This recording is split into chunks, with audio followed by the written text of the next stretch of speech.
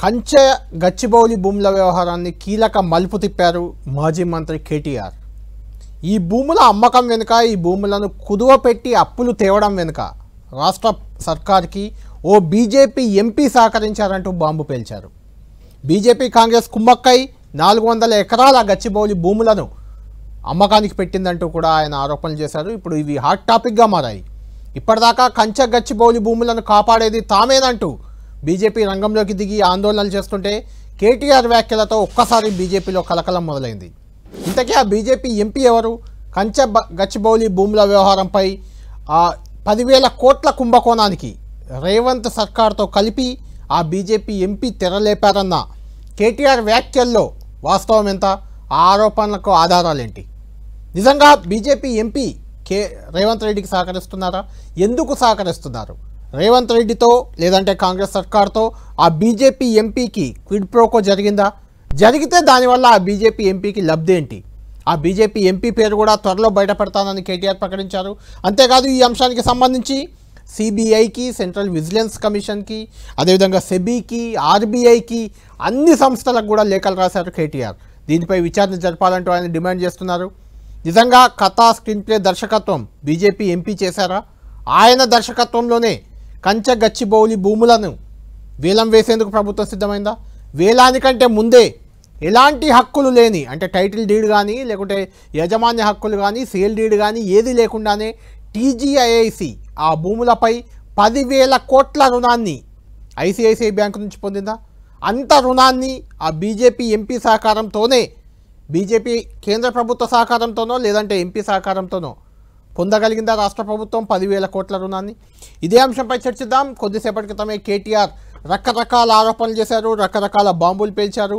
BJP ఎంపీకి కాంగ్రెస్ ప్రభుత్వానికి మధ్య జోడీ అంటగట్టారు. ఆ ఇద్దరి మధ్య కుడిప్రోకో జరిగింది. దానివల్లే హెచ్సియు భూములు 400 ఎకరాల భూములు అమ్మకానికి పెట్టారంటూ ఆరోపణలు చేశారు. కేటీఆర్ చేసిన ఇంపార్టెంట్ ఆరోపణలు ఒకసారి చూద్దాం. చూసిన తర్వాత మనం డిబేట్లోకి వెళ్దాం. ఒకటి, ఎలాంటి ఎన్వైరన్మెంటల్ ఇంపాక్ట్ అసెస్మెంట్ జరగలేదు అని చెప్పి మరి అటవీ శాఖ అనుమతి లేదు, ఎన్వైరన్మెంటల్ ఇంపాక్ట్ అసెస్మెంట్ లేదు, ఇంకా ట్రాన్స్ఫర్ కూడా టైటిల్ది పూర్తిగా కాలేదు. అయినప్పటికీ ఫైనాన్షియల్ ఇన్స్టిట్యూషన్స్ని వెంటనే ఆగమేఘాల మీద ప్రభావితం చేసి ప్రభుత్వ అధికారులు మరి మిస్లీడ్ చేసినారా, ముఖ్యమంత్రి వాళ్ళని డైరెక్ట్ చేసినారా తెలియదు, మరి ఒక భారీ ఆర్థిక నేరానికి పాల్పడ్డారు. మీకు ఎఫ్ఆర్బిఎంను బైపాస్ చేస్తూ మీకు డబ్బులు తెచ్చిస్తాము, మీరు దానికి గాను మాకు డబ్బులు ఇవ్వండి, ఆ తర్వాత మీ ఇష్టం ఉన్న వాళ్ళకు భూములు అమ్ముకోండి. ఇది ఓవరాల్గా స్కీమ్. దీనిలో అన్ని నిబంధనలు మొత్తం అన్ని చట్టాలు, నిబంధనలు, సుప్రీంకోర్టు తీర్పులు అన్నిటినీ తుంగలో దొక్కారు. ఆర్బీఐ గైడ్లైన్స్ని కూడా తుంగలో దొక్కారు. ఈ ట్రస్ట్ ఇన్వెస్ట్మెంట్ అడ్వైజర్ అనే కంపెనీ వారికి రాష్ట్ర ప్రభుత్వం ఇప్పటికే 170 కోట్లు, దాదాపు 170 కోట్లు, 169 కోట్ల చిల్లర వారు ఇప్పటికే లంచం రూపంలో చెల్లించారు. మళ్ళీ సరే దాన్ని కమిషన్ అంటారు. నేనైతే పక్కా చేసింది నేరం కాబట్టి లంచమనే అంటున్నా. ఆ ట్రస్ట్ ఇన్వెస్ట్మెంట్ అడ్వైజర్ వాళ్ళు ఇంకొక ఫైనాన్షియల్ అడ్వైజరీ సర్వీసెస్ ఫామ్ని ముంగట పెట్టారు. బీకన్ ట్రస్టీషిప్ అనే కంపెనీని రంగంలో దించారు. ఇదంతా కూడా ఏంటంటే ఒక స్కీమ్ ప్రకారం మాకు సుప్రీంకోర్టు తీర్పు రాగానే ఈ భూమిని మేము 75 కోట్లు పర్ ఎకరం మేము టీజీఐఐసికి బదలాయిస్తున్నామని చెప్పి ఒక జీవో ఇచ్చింది. కానీ జీవో మాత్రమే ఇచ్చింది తప్ప ఆ ల్యాండ్ను ఎలియనేషన్ చేయలేదు, సేల్ డీడ్ చేయలేదు, మ్యూటేషన్ కూడా కాలేదు. అయినప్పటికీ తనకు చెందని భూమి, అంటే మ్యూటేషన్ అయితేనే నీ పేరు మీదకి ఓనర్షిప్ వస్తేనే ఆ ల్యాండ్ నీదన్నట్టు లెక్క. ఇప్పుడు హెచ్సియు కూడా అదే అంటున్నారు కదా, హెచ్సియుకి ల్యాండే లేదు, హెచ్సియు ల్యాండ్స్ అన్ని మావే అని గవర్నమెంట్ ఎందుకు అంటుంది? ఎందుకంటే మ్యూటేషన్ కాలేదు కాబట్టి ఇంకా రికార్డ్స్ ప్రకారం నాదే ప్రభుత్వ భూమి అని ఈరోజు కూడా ప్రభుత్వం అదే వాదన చేస్తూ ఉంది. సంబంధం లేని భూమిని ఇవాళ రిజిస్ట్రేషన్ పత్రం లేదు, యాజమాన్య పత్రం లేదు, ఏది లేకపోయినప్పటికీ ఒక నామమాత్రపు జీవో, అది కూడా ఎప్పుడు ఇచ్చారు? 26/6/2024లో జీవో నెంబర్ 54 ప్రకారం ఇచ్చేస్తున్నాం భూములు అని చెప్పి పేపర్ మీద మాత్రం ఇచ్చేసినారు. పేపర్ మీద తప్ప తర్వాత ఫాలో అప్ లేదు, సేల్ డీడ్ లేదు, రిజిస్ట్రేషన్ లేదు, మ్యూటేషన్ లేదు, ఏది జరగలేదు. కేవలం టైటిల్ ట్రాన్స్ఫర్ కూడా కాకుండానే నాది అని టీజీఐసి బ్యాంకుల దగ్గరికి, బ్రోకర్ల దగ్గరికి పోయింది. ఈ మోసపూరితమైన ఈ ఫైనాన్షియల్ ట్రాన్సాక్షన్ని ఆమోదించడం రెండో కుంభకోణం. అసలు సరే వీళ్ళు తప్పు చేస్తున్నారు, టీజీఐసి వాళ్ళు నాది కాని భూమి పెడుతున్నారు, ఇచ్చేవాడికన్నా బుద్ధి ఉండాలిగా, చూసుకోవాలి కదా, డ్యూ డిలిజెన్స్ చేయాలి కదా. కానీ ఆగమేఘాల మీద అసలు టైటిల్ చూడకుండా, ఓనర్షిప్ ఉందా లేదా చూడకుండా ఈ మధ్యలో కూడా బ్రోకర్ ట్రస్ట్ అనేవాడు చెప్పాడు కాబట్టి బీకన్ అనే వాడికి ట్రాన్స్ఫర్ చేస్తూ టీఎస్ఐసి రాసిచ్చింది, వాళ్ళు తీసుకున్నారు. ఐసిఐసిఐ బ్యాంకు 10,000 కోట్లకు ఇచ్చేశారు. రైట్, చాలా కీలక అంశాలు కేటీఆర్ చెప్పారు. దీనిపైన చర్చిద్దాం మనం. డిబేట్లో మనతో పాటు జాయిన్ అవుతున్నారు కాంగ్రెస్ పార్టీ నుంచి ఆ పార్టీ ఎమ్మెల్సీ అద్దంకి దయాకర్ గారు మనకు లైవ్లో అందుబాటులో ఉన్నారు. బీజేపీ నుంచి ఆ party MLA Armoor MLA Rakesh Reddy గారు కూడా ఉన్నారు. ముందు అద్దంకి దయాకర్ గారితో మాట్లాడి మీ దగ్గరికి వస్తారు రాకేష్ రెడ్డి గారు, ఎందుకంటే మీ బీజేపీ ఎంపీ పైన ఈ ఆరోపణ కాబట్టి మీరు దీనికి సంబంధించి క్లారిటీ ఇవ్వాల్సి ఉంటుంది. ముందు దయాకర్ గారితో మాట్లాడతాను. దయాకర్ గారు, రాజకీయ విమర్శలు, వాళ్ళు భూములు అమ్ముకోలేదా, మేము అమ్ముకున్నాం, వాళ్ళు అవకతవకలు చేయలేదా, మేము చేసాం, అది పక్కన పెడదాం. స్పెసిఫిక్గా కేటీఆర్ 2 అంశాలు ప్రస్తావించారు. ఆ 2 అంశాలకు సూటిగా మీరు సమాధానం ఇవ్వండి. ఒకటి, ఏదైతే మీరు చెప్తున్నారో సెంట్రల్ యూనివర్సిటీ భూమి కాదు, ఎందుకంటే వాళ్ళకు టైటిల్ లేదు, వాళ్ళకు రిజిస్ట్రేషన్ పత్రాలు లేవు వాళ్ళ దగ్గర, అది ప్రభుత్వ భూమి అని మీరు చెప్తున్నట్టే టీజీఐఐసికి కూడా దానిపై యజమాన్య హక్కులు లేవు, యజమాన్య పత్రం లేదు, సేల్ డీడ్ లేదు, దానికి సంబంధించి ఎలాంటి బదలాయింపు జరగలేదు, కేవలం ఒక జీవో మాత్రం ఇచ్చారు. అది ఒక పాయింట్. అది జీవో ఇచ్చినంత మాత్రాన టీజీఐఐసి భూములు అయిపోయాయా, ఆ టీజీఐఐసి దాని పేరు మీద 10,000 కోట్ల రుణం ఎలా తీసుకోగలిగింది అనేది ఆరోపిస్తున్న మాట ఒకటి. రెండో పాయింట్, ఈ 10,000 కోట్ల రుణం తేవడంలో ఒక బీజేపీ ఎంపీ సహకారం ఉంది. ఆయన ఈ ట్రస్ట్ అడ్వర్టైజర్స్ అనే ఒక కంపెనీ, అడ్వైజర్స్ అనే కంపెనీ, బీకాన్ ట్రస్టీషిప్ అనే కంపెనీ, వీటి మధ్యవర్తులుగా పెట్టి ఆ బీజేపీ ఎంపీఏ ప్రభుత్వానికి లోన్ వచ్చేలా చేశారు. ఎఫ్ఆర్బిఎం పరిధి దాటి ఉన్న లోన్ని తెప్పించారు, దానికి 170 కోట్లు చెల్లించారు. ఆ బీజేపీ ఎంపీకి కూడా క్విడ్ ప్రోకో కింద సంథింగ్ ఏదో జరిగింది, అదంతా నేను బయట పెడతాను 2-3 రోజుల్లో, వారం రోజుల్లో అని చెప్తున్నారు. అంటే బీజేపీ ఎంపీ ఎవరో ఒక బ్రోకర్ని తెచ్చి రేవంత్ రెడ్డికో మీ కాంగ్రెస్ ప్రభుత్వానికో పరిచయం చేయడంలో తప్పులేదు. అది అలాంటివి ఏవో జరుగుతుంటాయి, ఎవరెవరో చేస్తుంటారు, దాన్ని నేను కూడా తప్పు పట్టను. కానీ ఇక్కడ మేము కాపాడేది, ఆ భూములు కాపాడేది మేమే అని బీజేపీ చెప్తుంది. ఆ భూములపై లోన్లు, ఆ భూములు అమ్మడానికి ప్రాసెస్ బీజేపీ ఎంపీ చేస్తున్నాడు అనేది మెయిన్ పాయింట్ ఇక్కడ. అది రాకేష్ రెడ్డి గారు కూడా దీనికి సంబంధించి క్లారిటీ ఇస్తారు. దానికంటే ముందు మీరు ఇవ్వండి. బీఆర్ఎస్ వాళ్ళు ఎవరు? బీఆర్ఎస్ వస్తున్నారు, బొల్లం మల్లయ్య యాదవ్ గారు మనతో జాయిన్ అవుతారు, మాట్లాడతారు. పాపం కానీ ఆయన కేటీఆర్ ప్రెస్ మీట్లో ఆయన పక్కనే ఉన్నారు, అందుకే ఆయన్ని పిలిచాం. అదే కానీ ఇప్పుడు రకరకాల ఆరోపణలు చేసినందుకు రకరకాల డాక్టర్లను చూపించాల్సిన సందర్భం వచ్చింది కేటీఆర్. పులకేశి 23 ఎవరో ఉంటారు చూసిన. మీ వీడియో ఇప్పుడే చూశాను, మీ వీడియోలో కూడా సూచన చేశారు ఆల్రెడీ. మరి ఇలాంటి పనికిరాని తుస్సుబాంబులు పేల్చే, ఇప్పుడు వెనకటికో శాస్త్రం ఉన్నది, ఏంటిది, నాన్న పులొచ్చే అని. నిజాలు చెప్పినా రేపు నమ్మలేని స్థితికి కేటీఆర్ దిగజారిపోయిన పరిస్థితి మనకు. నేను నిజంగా కూడా మనోళ్ళు కెమెరాలు పట్టుకొని ఏమో వాచ్ చేస్తూ ఉన్నారు, బాంబు బాంబు బాంబు అని. ఇది తుస్సు బాంబు, లక్ష్మీ బాంబు కూడా కాదు. ఇలాంటి ఒక పనికిరాని చెత్త స్టేట్మెంట్స్ ఇవ్వడం ద్వారా కేటీఆర్కు ఇంకా విలువ పెరుగుతుంది అనుకోవడం తప్పు. కానీ ఇక్కడ ఒక మాట, ఎంపీ ఎవరో నేరుగా చెప్పితే దమ్ముంటుండే. ఉత్త పనికిరాని ముచ్చట్లు ఆయనకున్నాయి, ఈయనకున్నాయి, ఇవన్నీ కూడా ఆరోపణలే అన్నాడు మనోడు. చూసిన కదా నేను, ఆరోపణలకు విలువ ఉండదు, సాక్ష్యాలతో కూడిన వివరాలకు మాత్రమే, వాస్తవాలకు మాత్రమే సమాధానం ఉంటుంది తప్పితే, నువ్వు మొన్నటిదానిక ఏఐలు క్రియేట్ చేసి ఏం చేసినావు, అది ఫారెస్ట్ భూమి అన్నావు. ఫారెస్ట్ భూమి అయితే ఇంచు భూమి ఒకరు తీసుకోవడానికి అవకాశం లేదు. అది యూనివర్సిటీ భూమి అయితే కూడా 1 ఇంచు భూమి ఒకరికి ట్రాన్స్ఫర్ చేయడానికి లేదు. ఇలా అది రెవెన్యూ ల్యాండ్ ప్రైవేట్ వ్యక్తులదైతే కూడా మనం ఎంటర్ కావడానికి అవకాశం లేదు. ఈ మాత్రం ఇంగిత జ్ఞానం లేదా నువ్వు ఎలాంటి? అందుకని నేను పులకేశ్ అనే పదం వాడిన.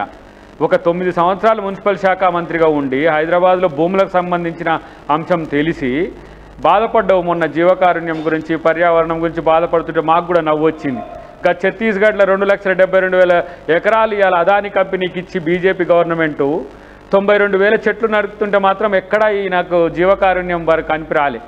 కాబట్టి ఇవాళ కేటీఆర్ మాట్లాడే దాంట్లో ఒక హాస్యాస్పదమైన అంశాలు కనపడుతున్నాయి తప్పితే వాస్తవాలు లేవు. సుప్రీంకోర్టును కూడా తప్పుపడుతున్నట్టు, సుప్రీంకోర్టు నిర్ణయాలను కూడా తప్పుపడుతున్నట్టు, కోర్టులను చట్టాలకు లోబడి మాత్రమే తెలంగాణ ప్రభుత్వం చేస్తుంది. రేవంత్ రెడ్డి గారు దాని మీద కార్యాచరణ తీసుకుంటారు. అవును, ఒక జీవోతో ఏం కానప్పుడు ఐసిఐసిఐఓ ఎక్సో వైయో ఎట్లా ఇస్తారు? ఈ మాత్రం ఇంగితం ఉందా లేదా? అంటే నిన్న రోజులు కేటీఆర్ను ఏదో ఇట్లా మూసిన పిడికిల్ లెక్క అనుకున్న తెరిచిపోయింది ఉత్త కేసు ఇదని. కాబట్టి పెద్దగా కేటీఆర్ దాని మీద మీరేదో బిగ్ బ్యాంగ్ చేస్తుంది కానీ చాలా ఇబ్బందులు ఉన్నాయి కేటీఆర్తో పాటు. దయాకర్ గారు ఇక్కడ మీకు ఏం పాయింట్ అసలు కనిపించట్లేదా? టీజీఐఏసీకి ఎలాంటి యజమాని హక్కులు లేవు, రిజిస్ట్రేషన్ కాలేదు, సేల్ డీడ్ కాలేదు, ఏం కాలేదు, ఒక జీవో వచ్చింది. ఆ జీవోతో 10,000 కోట్ల అప్పు ఈజీగా పుట్టేస్తుందా? మీకు నాకు వస్తుందా అలా? మరి అట్లాంటిది ఎట్ట చెప్పిండని ఆయనను పిలిచి అడుగు, 1 to 1 పెట్టు, పెడతాను. ఈ మాత్రం ఇంగితం లేదా అని చెప్పి అడుగు, కేటీఆర్ని అడుగు. నేను మిమ్మల్ని అడుగుతున్నా, ఎలా ఇచ్చారు, ఏమన్నా ఉన్నాయా మీ దగ్గర, ఉన్నాయా అని అడుగుతున్నాను. ఇప్పుడు నేనేమంటున్నా అంటే ఆయనే పిచ్చోడు, ఎర్రగడ్డ కేసో లేకపోతే వైజాగ్ కేసో అని మేమంటుంటే ఇప్పుడు ఆయనకి ఏం సమాధానం చెప్తాం మేము? అంటే ఇవన్నీ కూడా ఆరోపణలు నిరాధారమైనవి, సాక్ష్యాలు లేనివి. ఇలాంటి వాటికి మనం మాట్లాడితే మనల్ని కూడా డిఫరెంట్గా అనుకునే పరిస్థితి ఉంటుంది. కాబట్టి ఇప్పటికైనా ఆయన 2-3 డాక్టర్లకు చూపించండి, సైకాలజిస్ట్ను, సైక్రియాట్రిస్ట్ను, మెంటల్ డాక్టర్ను పెట్టి చూపిస్తానన్నా ఆయన స్టాండర్డ్స్ తెలుస్తాయి. కాబట్టి ఇట్లాంటివి పనికిరాని స్టేట్మెంట్స్ వల్ల ప్రభ వచ్చేది లేదు. రైట్. రాకేష్ రెడ్డి గారు, ఇక్కడ ఖచ్చితంగా మీరు రియాక్ట్ అవ్వాల్సిన అవసరం చాలా ఉంది. ఎందుకుందంటే హెచ్సియు భూములను మేమే కాపాడబోతున్నాం, కేంద్రంలో అధికారంలో మేమున్నాం, హెచ్సియు అనేది సెంట్రల్ యూనివర్సిటీ, అది కూడా మా పరిధిలో ఉండేదే, ఆ భూములను ఎక్కడికి పోనివ్వమని మీ ఎంపీలు, మీరు, మీ ఎమ్మెల్యేలు కూడా అక్కడికి పోయి ఆందోళన చేయడానికి ప్రయత్నం చేశారు, అడ్డుకోవడానికి ఆ భూములను అన్యాక్రాంతం కాకుండా. అంత కమిట్మెంట్గా కనిపించిన బీజేపీ ఇప్పుడు కొంత డిఫెన్స్లో పడ్డట్టు కనిపిస్తుంది. ఎందుకంటే ఆ హెచ్సియు భూములను తనఖా పెట్టి 10,000 కోట్లు ఐసిఐసిఐ బ్యాంకు నుంచి రుణం ఇప్పించడంలో మీ బీజేపీ ఎంపీదే కీలక పాత్ర అనేది కేటీఆర్ చేస్తున్న ఆరోపణ. ఆ ఎంపీ పేరు కూడా 1-2 రోజుల్లో బయట పెడతా అంటున్నారు. ఇంకా కొన్ని ఆధారాలు ఉన్నాయి, ఆధార సహితంగా బయట పెడతా అంటున్నారు. ఆ ఎంపీ కూడా గ్రేటర్ హైదరాబాద్ పరిధిలో ఉన్న ఎంపీ అని ప్రచారం జరుగుతుంది. ఏం చెప్తారు, ఇది నిజమా అబద్ధమా కేటీఆర్ చేస్తుంది? ఇప్పుడు ఫస్ట్ కేటీఆర్ గారు చేసింది ఏంటంటే చెడ్డి దోస్తులు ఆడిన నాటకం. ఇప్పుడు మన ఇద్దరు కలిసి మద్రాసు పోయినరు, ఈ లంగోటి దోస్తులు ఇద్దరు. ఇప్పుడున్న ప్రస్తుత ముఖ్యమంత్రి రేవంత్ రెడ్డి గారు, ఇప్పుడు కేటీఆర్ గారు ఇద్దరు పోయి ఏదైతే మా ధర్మానికి వైరస్ అని పోల్చిన ఒక అధినేత ఇంట్లో ఇద్దరు డిన్నర్ చేసినారు. అప్పుడు ఈ జరిగిన కుట్రకు అక్కడ తెరలేపారు ఇద్దరు. అంటే భారతీయ జనతా పార్టీ హెచ్సియు అంటే హైదరాబాద్ సెంట్రల్ వైపు, స్టూడెంట్ల వైపు, లేకపోతే పర్యావరణం గురించి కొట్లాడుతుంది. కాబట్టి కేటీఆర్ రేవంత్ రెడ్డి ఒకటయ్యారు.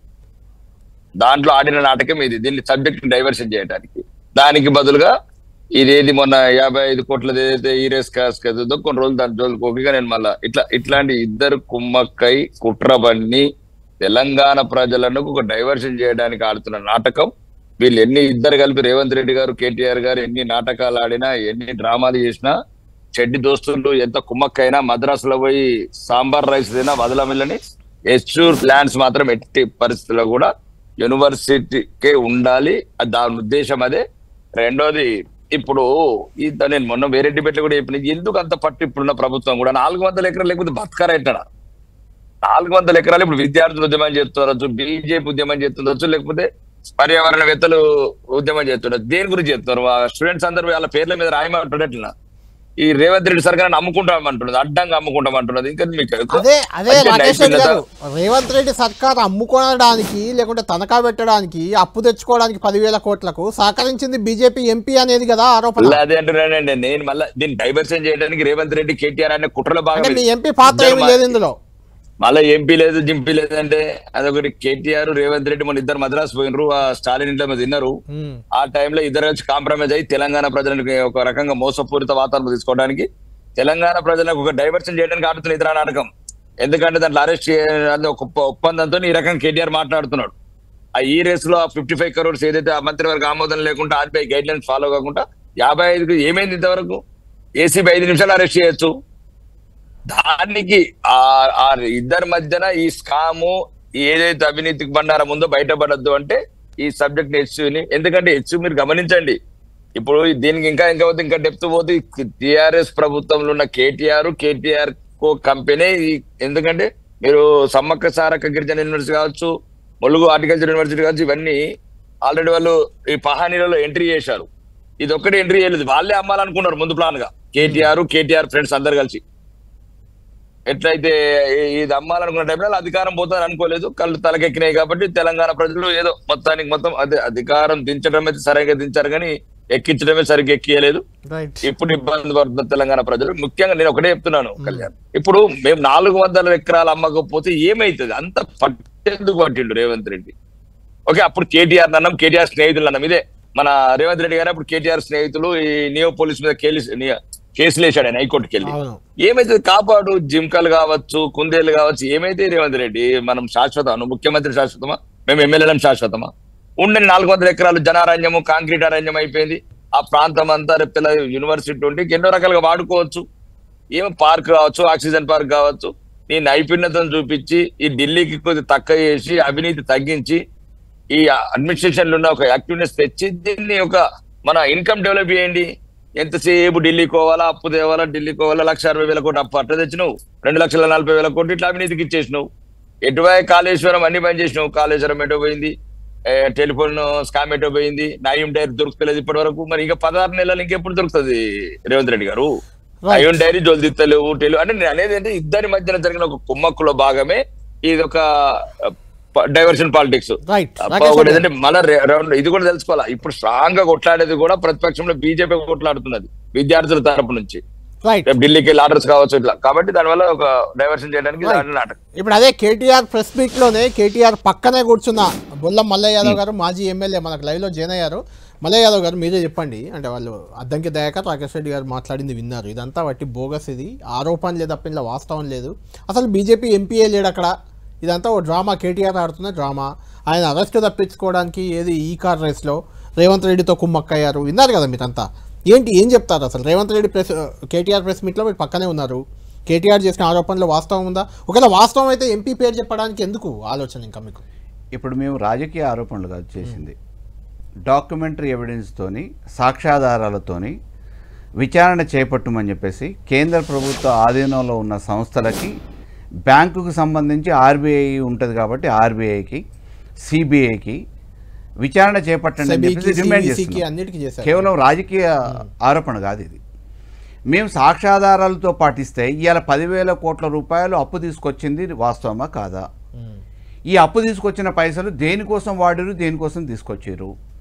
అదే రకంగా ఏదన్నా రాష్ట్ర ప్రభుత్వానికి అప్పు తీసుకురావాలంటే కేంద్ర ప్రభుత్వ అనుమతితోని ఎఫ్ఆర్బిఎం నామ్స్ ప్రకారం ఆ షరతులకు లోబడి అప్పు తీసుకొచ్చుకోవాలి.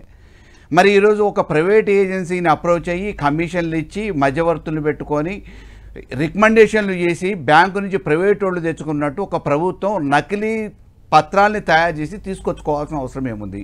ఈ నకిలీ పత్రాలు వాస్తవానికి బ్యాంకు షరతులకు లోబడి లోన్ మంజూరు చేయడానికి సరిపోయే పత్రాలేనా? వీటన్నిటిని విచారణ చేపట్టమంటున్నాం. ఈ విచారణలో మేము రుజువు చేయకపోతే మా మీద మీరు చట్టపరంగా చర్యలు తీసుకోండి. మేము రుజువు చేయడానికి కావాల్సిన డాక్యుమెంటరీ ఎవిడెన్స్ ప్రభుత్వం, కేంద్ర ప్రభుత్వం చేయాల్సిన పనిని ఇవాళ రాష్ట్ర ప్రభుత్వం తప్పు చేసింది.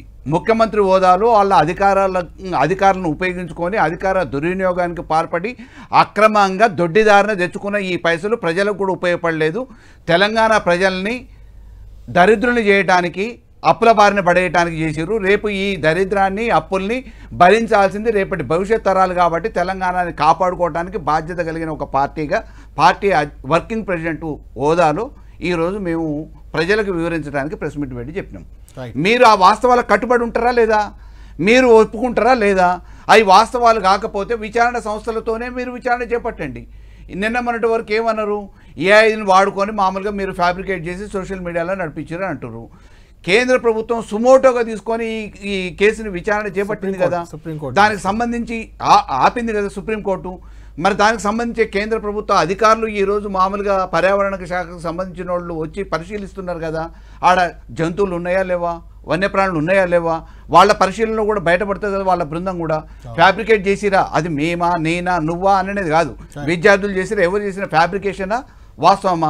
వాస్తవాన్ని కప్పిపుచ్చే ప్రయత్నం అధికారంలో ఉన్న ఈరోజు కాంగ్రెస్ నాయకులు చేస్తున్నారా, మేం చేస్తున్నామా అనేది వాస్తవాలు కూడా బయటపడతాయి కదా. మల్లయ్య యాదవ్ గారు, అద్దంకి దయాకర్ గారితో మాట్లాడదాం. నిజంగా నకిలీ పత్రాలతోనే ప్రభుత్వం అప్పులు తెచ్చిందా?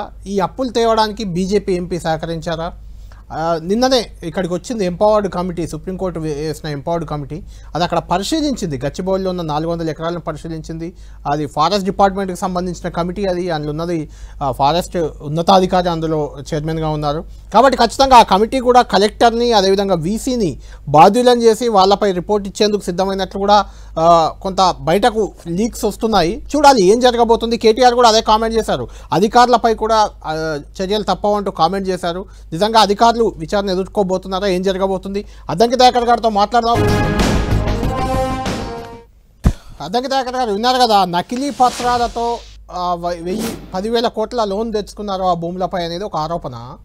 ఈసీలో కూడా ఎక్కడా లేదు టీజీఐఏసీ పేరు. ఈసీ తీస్తే డాక్యుమెంట్లో వస్తుంది కదా, ఎక్కడా లేదు. అదైతే వాస్తవమే, డాక్యుమెంట్లు చూపిస్తున్నారు. దీనికి ఏం చెప్తారు మీరు? అసలు వాళ్ళకు ఏం కావాలనో వాళ్ళకన్నా అర్థమవుతుందా? నువ్వు ప్రశ్నలు అడిగే దాంట్లో ఏంటిది ఇప్పుడు వాళ్ళకి కావాలి? టీజీఐసీకి ఆ భూములపై హక్కులు లేవు. హక్కులు లేని టీజీఐసీ ఆ భూములను కుదవబెట్టి 10,000 కోట్ల రుణం తెచ్చింది. అలా రుణం తేవడానికి కేంద్ర ప్రభుత్వంతో మీడియేటర్ బీజేపీ ఎంపీ చేశారు, రేవంత్ రెడ్డికి సహకరించి. ఇది వాళ్ళు అడుగుతున్నారు. దశకం ఉందా? బయట మీ దగ్గర ఉందా? టీజీఐసీకి భూములు బదలాయించినట్టు మీ దగ్గర దశకం ఉందా? నేను అడుగుతున్నాను అది. జీవో ఉంది కదా, జీవో కాపీ తప్ప. జీవో అద్దంకి దయాకర్కు 10,000 కోట్లు ఇచ్చాను నేను అని జీవో ఇస్తే ఇచ్చినట్టు కాదు కదా. అంటే గవర్నమెంట్ ఆర్డర్ అనేది కూడా మామూలు గవర్నమెంట్ ఆర్డర్ ఉంది, మేము ఒప్పుకుంటున్నాం. గవర్నమెంట్ ఆర్డర్ ఉంది, కానీ బదలాయింపు జరగలేదు. ఆ తర్వాత కొంత ప్రాసెస్ ఉంటుంది కదా, ఆ ప్రాసెస్ కాలేదు అనేది ఆరోపణ. నేనేమంటున్నా, ఎవరో ఆధారాలు లేని ఆరోపణలు చేస్తే దానికి సమాధానం చెప్పమని మిమ్మల్ని అడుగుతున్నారు. మేము ఇలాంటి ఆలోచన లేని చర్యలు జనాల్లో, ఇది ప్రాపగండా అంటే ఇదే. వార్త కానిది వార్త చేయడం అనేదే కేటీఆర్ కానీ టీఆర్ఎస్ కానీ చేస్తున్నది. ఇంతకుముందు కూడా ఏఐ క్రియేషన్ కూడా అంతే, తర్వాత ఫారెస్ట్ ల్యాండ్ అనేది అంతే. ఇవన్నీ కూడా అబద్ధాల పునాదుల మీద. మీ దగ్గర ఇప్పుడు బొల్లం మల్లయ్య గారు పక్కనే ఉండి, ఒక నిమిషమే, బొల్లం మల్లయ్య గారు కేటీఆర్ గారు పక్కనే ఉన్నారు కదా, ఆ ప్రెస్ మీట్ పెట్టిండు కదా, అదేమైనా పత్రాలు 10,000 కోట్లు తెచ్చిన ఏమన్నా చూపించమనండి. ఎందుకు ఆరోపణ? 10,000 కోట్ల రూపాయలు ఆల్రెడీ బ్యాంక్ నుంచి డిస్బర్స్మెంట్ గవర్నమెంట్కి వచ్చింది, అకౌంట్ వారు ఉందన్నా. అది ఆల్రెడీ మీరు కూడా ఒప్పుకున్నారు. ప్రభుత్వం 10,000 కోట్ల రూపాయలు ఐసిఐసిఐ బ్యాంక్ నుంచి తీసుకొని వచ్చింది. దానికి మధ్యవర్తి మామూలు డాక్యుమెంట్స్ లేకుండా ఒక సామాన్యుడు బ్యాంకుకు లోనుకు పోతే ఏ డాక్యుమెంట్స్ అయితే తీసుకుంటారో రుణం తెలియదంటున్నారు దయాకర్ గారు. నేను కాదు తెచ్చిరా అని వీళ్ళకి కాదు, వీళ్ళ దగ్గర ఏమైనా ఉందా అది చెప్పమంటున్నా. ఫస్ట్ మీరు తెచ్చారా తెలియదా దగ్గర ఉండటం ఏముంది, అది పబ్లిక్ డాక్యుమెంట్, బ్యాంక్ నుంచి ఆటోమేటిక్ గా వస్తుంది ట్రాన్సాక్షన్. పబ్లిక్ డాక్యుమెంట్ అయితే వినండి, ఇప్పుడు వినండి. ఇక పబ్లిక్ డాక్యుమెంట్ అయితే ఆథెంటిక్ అథారిటీ లేకుండా ఎవడైనా రూపాయి ఇస్తాడా? అదే కదా, అదే కేంద్ర ప్రభుత్వానికి సంబంధించిన బీజేపీ పార్లమెంటేరియన్ చోరో తీసుకొని ఒక ఏజెన్సీకి 170 కోట్ల రూపాయలు చెల్లించి మధ్యవర్తుల ద్వారా ఒక ప్రభుత్వం మధ్యవర్తులను నియమించుకోవాల్సిన అవసరం లేదు, మధ్యవర్తులకు కమిషన్లు ఇచ్చి లోన్లు అక్రమంగా తెచ్చుకోవాల్సిన అవసరం ఏంది అనేదే కదా మా ప్రశ్న. దానిగా విచారణ చేపట్టమంటున్నాం, మేమేమి కాదనట్లే. ఇప్పుడు తప్పు మాదైతే మేము ఏ శిక్ష చేసినా కానీ సిద్ధం, దానికి విచారణ చేపట్టండి. మేము ఇవాళ కేంద్ర ప్రభుత్వాన్ని డిమాండ్ చేస్తున్నది ఏంది, ఆర్బీఐని ఐసిఐసిఐ ఫండ్స్ మిస్యూజ్ అయినాయా లేదా, పక్కదోవ పట్టినాయా లేదా, మీ ఆర్బీఐ నామ్స్ ప్రకారం మీరు చర్యలు తీసుకోండి. లోన్ ఇచ్చే ప్రాసెస్లో ఆ డాక్యుమెంట్స్ ప్రాపర్గా ఉన్నాయా లేదా వెరిఫై చేయకుండా లోన్ ఎట్లా శాంక్షన్ అయింది, మేము ఆర్బీఐని విచారణ చేపట్టమంటున్నాం, సిబిఐని అడుగుతున్నాం. ఒక లోన్ తీసుకోవాలనుకుంటే సహజంగా ఉండే బ్యాంకు నామ్స్ కానీ చట్టభద్రత కానీ రిజిస్ట్రేషన్ డాక్యుమెంట్ కానీ ఏదైతే సామాన్యుడు సమర్పించాలనో, సామాన్యుడి దగ్గర లోన్ ఎట్లయితే శాంక్షన్ చేస్తారో బ్యాంకు ప్రొసీజర్ ప్రకారం ఆ డాక్యుమెంట్స్ లోను ఉన్నాయా లేవా దాన్ని విచారణ చేపట్టమంటున్నాం. దయాకర్ గారు వీళ్ళు అంటుంది ఏంటంటే సరే విచారణ చేయమని అడుగుతున్నారు, తప్పే ఉంది అందులో. ఏ అడుగుతారు వాళ్ళు, ఏదో ఒకటి అడుగుతూనే ఉంటారు. మనం ఏది చేసినా కూడా అట్నే అంటారు. కానీ ఇక్కడ నేను ఒక్కటే, మనం ఇప్పుడు మల్లన్న చెప్పింది విన్నారు కదా వర్షన్. అవును, ఇప్పుడు అది గవర్నమెంట్ ల్యాండ్ కాదు అన్నాడు ఇన్ని రోజులు. ఎవరు మనోడు కేసీఆర్ అయితే చెప్పడా ఆయన ఏం మాట్లాడతారు. గవర్నమెంట్ ల్యాండ్ కాదని ఎప్పుడు అనలేదే, గవర్నమెంట్ ల్యాండే. మళ్ళా చూడు ఏ మొత్తం మీ క్రియేషన్ ఏంది. అది హెచ్యు భూమి. క్రియేషన్ ఏంది? జింకలు లేవానా, వన్యప్రాణులు లేవానా, తాబేళ్లు లేవానా, నెమళ్ళు లేవానా? ఇవాళ పర్యావరణ శాఖ వాళ్ళు కేంద్ర అధికార బృందం పోయింది కదా, మీరు లేవని చెప్పండి, మీరు అప్డేట్ ఇవ్వండి. లేకపోతే ఆడ అసలు జంతువులే లేవు, నెమళ్ళు లేవు, జింకలు లేవు. తెల్లారి అడ్మినిస్ట్రేటివ్ బిల్డింగ్ దగ్గర మామూలుగా వస్తే జింక మేత వేస్తుంటే కుక్కల స్వైర విహారానికి బలైంది ఎవరు? దాని హాస్పిటల్ తీసుకుపోయింది ప్రత్యక్ష సాక్ష్యమే కదా. ఆ వీడియోలు ఎప్పుడు చెప్పిండ్రు కానీ నేను చర్చను అటు ఇటు డైవర్ట్ కాదు. ఇను ఫస్ట్ మీరు ల్యాండ్ గవర్నమెంట్ది కాదన్నారు, అది విద్యార్థులకు ఇచ్చేయాల్సిందే, హెచ్సియుదే అది అని ఒకసారి. అక్కడ ఇందిరాగాంధీ ఇచ్చిందన్నా, హెచ్సియుకి కేటాయించింది ఇందిరాగాంధీ. హరగోపాల్ గారు ఎడిటోరియల్ చూడండి, ఆ రోజున్న మామూలుగా హరగోపాల్ గారు కూడా సాక్ష్యం కదా, అందులో ఉపాధ్యాయుడే కదా. నా లైన్ తీసుకొని విమర్శ చేయే, నేను లైన్ ఇయ్యని. రెండోది యూనివర్సిటీ ల్యాండ్స్ అన్నారు. యూనివర్సిటీకి మనం ఇందిరాగాంధీ గారు ఇచ్చిందని మీకు తెలుసు, మాకు తెలుసు, అప్పుడు మీరు ఎన్ఎస్యూలో ఉన్నారు, అదొక చర్చ. దానికి 397 ఎకరాలు చంద్రబాబు ఇచ్చిండా మేము ఇచ్చినామని అది కూడా ఓవర్, ఆ ట్రాఫిక్ కూడా ఓవర్. ఇప్పుడు లేటెస్ట్ మీ ఎలిగేషన్ ఏంటంటే ఒక ఎంపీతో సహకారం తీసుకొని ఐసిఐసిఐ నుంచి 10,000 కోట్ల రూపాయలు తెచ్చిందనేది నా కాడ ఉన్నదా లేదా అనేది నా ప్రభుత్వం చెప్తుంది. రేపు దానికి సంబంధించి అథారిటీస్ మీకు డిస్క్లోజ్ చేస్తారు, మీ విమర్శలకు కూడా చేయాలన్నా వద్దా అనేది కూడా ఆలోచిస్తారు. మీరు బట్టగాల్చి మీద వేసినట్టుగా ఉంటే మీకు సమాధానం చెప్పాలన్నా వద్దా అనేది ప్రభుత్వ నిర్ణయం అది. కానీ ఇప్పటికే 3 స్టాండులు మార్చిండ్రు మీరు. అంటే దీన్ని హెచ్సియులో ప్రభుత్వం ఏదో డిఫెన్స్లో పడ్డదనే ఉద్దేశంతో లేదు, ప్రతి ఒక్కదానికి సుప్రీంకోర్టు సుమోటోగా తీసుకున్నది, హైకోర్టు ముందు అన్ని వివరాలు ఉన్నాయి. డెఫినెట్గా చట్టబద్ధంగా, న్యాయబద్ధంగా, రాజ్యాంగబద్ధంగానే ఆ విషయాల్లో మా ఏఐసిసి పర్సువేషన్ కూడా ఉన్నది కదా, దాని మీద ఆడుకున్నారు కదా కొన్ని రోజులు.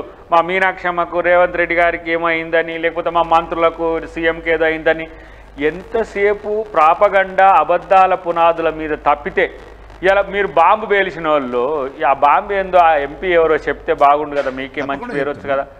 దాన్ని ఎందుకు బ్లాక్ మెయిల్ చేసుకుంటారు? డిఫెన్స్ ఏమైనా ఏం బ్లాక్ మెయిల్ దందా ఏమైనా ఉందా దాని వెనుక? ఎవరైనా వాస్తవాలు చెప్పుతానన్నప్పుడు ఇలా వాస్తవాలు పక్కన పెట్టి పెరిఫెరల్గా తిరిగి వస్తున్నారు కాబట్టి మిమ్మల్ని ఇలా ప్రతి ఒక్కరు కూడా ఒక డౌట్ఫుల్గా చూస్తున్న పరిస్థితి ఉన్నది. నేనే అన్నా కదా, ఇప్పుడు ఇలాంటి పిచ్చి ప్రెస్ మీట్ల వల్ల మీడియా ప్రజా సమస్యల పూలే జయంతి అలా మంచిగా పూలే గురించి స్మరించుకోకుండా నీ తుస్సుబాంబు గురించి చర్చించుకోవాల్సిన పరిస్థితి వచ్చే పొద్దుగా లేచి మేము ఎన్ని పూలే బొమ్మల కాడికి పోయి వాళ్ళు ఇప్పుడు మా ముఖ్యమంత్రి గారు పూలే స్థలానికి పరిశీలన చేసి వచ్చిండ్రు ట్యాంక్ బండ్ పక్కన, మన అంబేద్కర్ గారి పక్కన. అట్లాంటి ఒక మహనీయుని జయంతి రోజు ఇలాంటి పులకేశీల చర్చ ఏందని నేను నా బాధ. అది ఎంతో ప్రశాంతంగా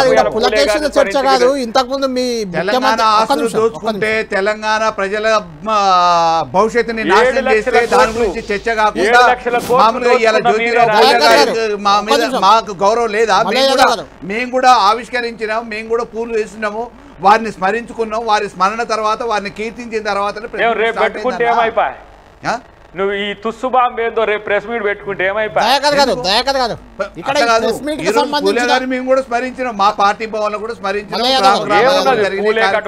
స్మరణ తర్వాతనే ఈ రోజు తెలంగాణ ప్రజాన్ని భవిష్యత్తుని నాశనం చేసే విధంగా మీరు అక్రమంగా ఆస్తులు తాకట్టు పెట్టి మాఫియా మాదిరిగా చేసి కమిషన్ ఏజెంట్లను పెట్టుకొని తెలంగాణ ఆస్తుల్ని ధ్వంసం చేస్తుంటాను, విధ్వంసం చేస్తుంటాను, రేపు మోసం చేస్తుంటాను చూస్తూ తెలంగాణ వాదులు కూర్చుంటారా?